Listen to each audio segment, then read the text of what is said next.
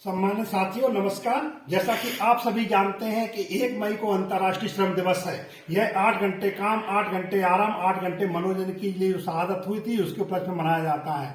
मैं माननीय पूर्व मुख्यमंत्री कमलनाथ जी का आभार प्रकट करता हूं कांग्रेस के कार्यकर्ता के रूप में कि उन्होंने गोविंदपुरा मजदूरों के क्षेत्र को अपनी आम सभा के लिए 1 मई को चुना है।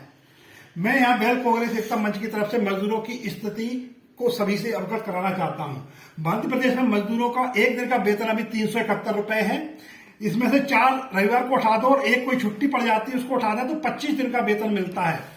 371 इंटू 25 9,275 हमारे मजदूर भाइयों को मिलता है। इसमें से पीएफ के 12% और ईएसआई का 1.75%, 13.75%, इसमें से 1,275 रुपए कट जाते हैं और उनके हाथ में सिर्फ आते हैं 8,000 रुपए। अब 8,000 रुपए में वो मजदूर अपना जीवन यापन कैसे कर रहा है, उसकी विकट स्थिति क्या है, इसका आकलन अपन यहाँ करते हैं। मध्य प्रदेश में सबसे महंगा गैस का सिलेंडर है, जिसको माननीय कमलनाथ जी ने सरकार बनते ही 500 रुपए का करने का संकल्प लिया है। इसमें गैस सिलेंडर 1160 रुपए का होता है, यानी कि 8,000 उसका वेतन मिलता है, उसमें से 1160 का बेचारा सिलेंडर ही खरीद लेता है। इसके अलावा 500 रुपए हर वीक में अगर वो सब्जी लेता है तो 2,000 रुपए की तो उसकी सब्जी ही हो जाती है। बिजली का बिल 1,500 रुपए आ रहा है, इसमें भी माननीय कमलनाथ जी ने बहुत बड़ी राहत देने का अपने बचत पत्र में किया है। वह अगर मकान किराए पर रहता है या अपनी लोन की किस्त भरता है तो हमें मान के चलते हैं कि 3,300 रुपए न्यूनतम वो किस्त या मकान का किराया देता है। इस प्रकार उसका ये बड़ा खर्चा ही 7,960 रुपए होता है, यानी कि 8,000 में से अगर 7,960 रुपए घटाते हैं तो उसकी जेब में मात्र 40 रुपए की बचत हो रही है। आप ये समझिए कि ये सिर्फ 3 खर्चे जोड़े हैं, इसमें परिवार का सामाजिक, शिक्षा, स्वास्थ्य और बहुत सारी चीजें ऐसी होती हैं जो व्यक्ति के लिए नेसेसरी होती हैं, समावेशी विकास के लिए वो जरूरी होती हैं। लेकिन यहाँ ये स्थिति है कि उसके खर्चे पूरे नहीं हो रहे हैं। अब हम देखें कि बीएचईएल के मजदूरों की क्या समस्या है। बीएचईएल में इंसेंटिव और बोनस के अलावा जो हमारे कॉन्ट्रैक्ट वर्कर हैं उनकी बहुत बड़ी समस्या है। उनको पहले बीएचईएल जो न्यूनतम मजदूरी के अलावा 100 रुपए ऊपर बोनस के रूप में देती थी। बीएचईएल की स्थिति केंद्र सरकार की गलत नीतियों की वजह से जो खराब हुई है, उसकी वजह से बीएचईएल ने जो 100 रुपए ऊपर का अनुदान दे रही थी उसको बंद कर दिया गया।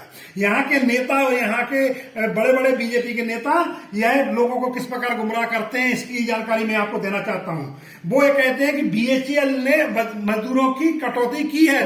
बीएचईएल ने मजदूरों की अनुग्रह राशि जो बीएचईएल अपनी तरफ से दे रही थी उसकी कटौती की है। मूल वेतन जो है वो 371 दी रही है, इसीलिए इसको अभी कोर्ट में चैलेंज नहीं किया गया है।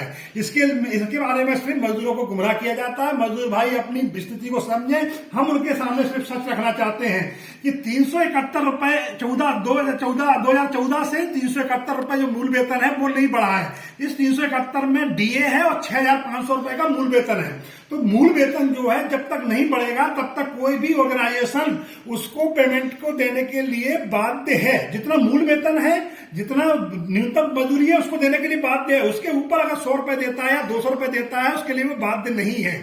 तो अगर ये सरकार इतनी तेजी मजदूरों की बन रही है तो 14 साल से जो 371 रुपए है उसको रिवीजन क्यों नहीं किया गया। 6,500 की मजदूरी को बढ़ा दें। कल से ही बीएचईएल नहीं, सभी ऑर्गेनाइजेशन न्यूनतम मजदूरी देने के लिए बाध्य हो जाएंगे और पूरे प्रदेश का भला हो जाएगा। लेकिन जो प्राइवेट कंपनियों की 60-गांठ से 8,000 रुपए में जो मजदूरों का शोषण हो रहा है उसे वो खत्म नहीं करना चाहते, सिर्फ बीएचईएल पर दबाव डाल रहे हैं कि वो 100 रुपए की अनुग्रह राशि फिर से शुरू कर दे। क्या आपको सिर्फ इन लोगों की चिंता है? आपको पूरे प्रदेश की चिंता नहीं है? आपने 6,500 रुपए 2014 से नहीं बढ़ा रिवीजन किया है। आप अपने विधानसभा में अपने विधायकों का, सांसदों का 10-10 पेंशनें देते हैं और आप स्वयं 10-10 पेंशनें ले रहे हैं। लेकिन आप मजदूरों का 14 साल में आपने उनका रिवीजन नहीं किया है, उनको 1-1 रुपया नहीं बढ़ाया। अगर आप सरकार मजदूरों की तेजी बनती है, विधायिका मजदूरों की तेजी बनती है, तो इस 371 रुपए में अपनी सरकार से बात क्यों नहीं करती कि ये 371 रुपए मजदूरों के क्यों नहीं बढ़े हैं। साथियों, मजदूर इस 40 रुपए में जीवन यापन क्या करता है, इसका क्या क्या परिणाम होता है। मजदूर एक नौकरी करने के बाद दूसरी नौकरी करने जाता है और वो सुबह 6 बजे से अपने घर से निकलता है और रात को 11 बजे घर पर पहुंचता है। उसका सामाजिक और पारिवारिक जीवन पूरी तरह नष्ट हो चुका है। उसका 2 नौकरियां करने के बाद उसका स्वास्थ्य खराब होता है। वह अपने बच्चों पर ध्यान नहीं दे पा रहा। बच्चों के शिक्षा के लिए, स्वास्थ्य के लिए उसके पास पैसा नहीं है। जब उसको बीमारियां घेरती हैं तो वो बाबाओं, मुल्लाओं की भभूति और रुद्राक्ष के चक्कर में पड़ता है। और जब जब मजदूर इससे हताश हो रहा है तो मजदूर आत्महत्या करता है, जिसके लिए हमारे माननीय प्रधानमंत्री जी आत्महत्याओं का मजाक उड़ाते हैं और उन्हें इनके मजदूरों की ये दशा समझ में नहीं आती है। आप ये देखें कि इसका कारण क्या है। मजदूरों ने कभी भी अपनी संख्या बल जो है, आज सबसे ज्यादा तादाद मजदूरों की है, चाहे वो किसी भी जाति से हो, किसी भी धर्म से हो, लेकिन मजदूरों की तादाद बहुत ज्यादा है, लेकिन मजदूर अपनी जाति के आधार पर बटा है। आप ये देखते हैं कि समाजों के सम्मेलन होते हैं, जातियों के सम्मेलन होते हैं और वो सब अपने अपने मुद्दों के, अपनी जाति के आधार पर, अपने धर्म के आधार पर टिकट मांगते हैं, लेकिन मजदूर कभी एकजुट नहीं होता है।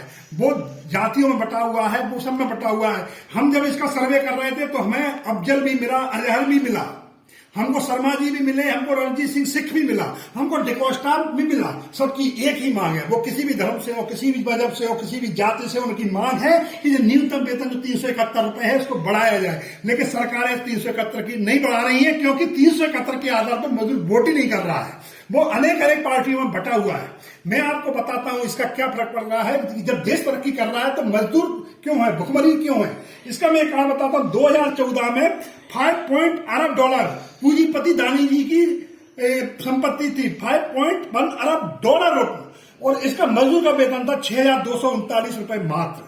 2022 में 8 साल गुजरने के पश्चात इनकी पूंजी 5.1 अरब डॉलर से बढ़ के 137 अरब डॉलर हो गई, जबकि मजदूर का वेतन मात्र 6,239 से बढ़ के 9,275 रुपए है।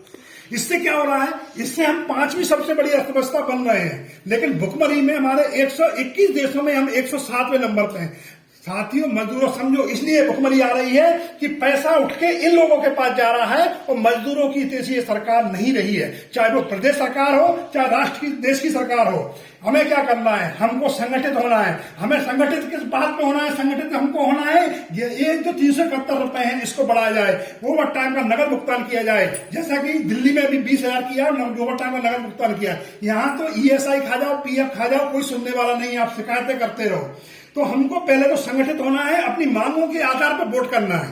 इसका संगठन होने का सबसे पहला मौका आया है माननीय मुख्यमंत्री, पूर्व मुख्यमंत्री कमलनाथ जी की आम सभा, जो पिपलानी पेट्रोल पंप के पीछे हो रही है। मजदूर सभी अपनी मांगों के लिए, अपने लिए समय दें। देखो, क्रांति जब की है वो किसानों ने, मजदूरों ने की है, और इस देश में भी क्रांति किसान और मजदूर करेगा। हमें अपने मुद्दों के आधार पर वोट करना है, मीडिया का बहिष्कार हटाना है। हमारे बच्चे दिन भर डाटा दे दिया गया है, उनको एहसास ही नहीं हो रहा कि वो अपने फ्यूचर के लिए क्या कर रहे हैं। उनको दिन का में समय का ही पता नहीं चलता है। इससे कंपनियां एडवर्टाइज के नाम पर लाखों रुपए कमा रही है, करोड़ों रुपए कमा रही है, लेकिन हमारा मजदूर, हमारा निम्न तबका, हमारा मध्यम वर्ग नीचे धरातल पर चला जा रहा है। उसके बच्चों का भविष्य अंधकार में है। इसीलिए 1 मई का जो कांग्रेस का कार्यक्रम है, माननीय मुख्यमंत्री जी की आम सभा है, उसमें भारी तादाद में मजदूर पहुंचे और अपनी आवाज को बुलंद करें, जिससे बाकी पार्टियों पर भी दबाव बने। धन्यवाद। इंकलाब जिंदाबाद।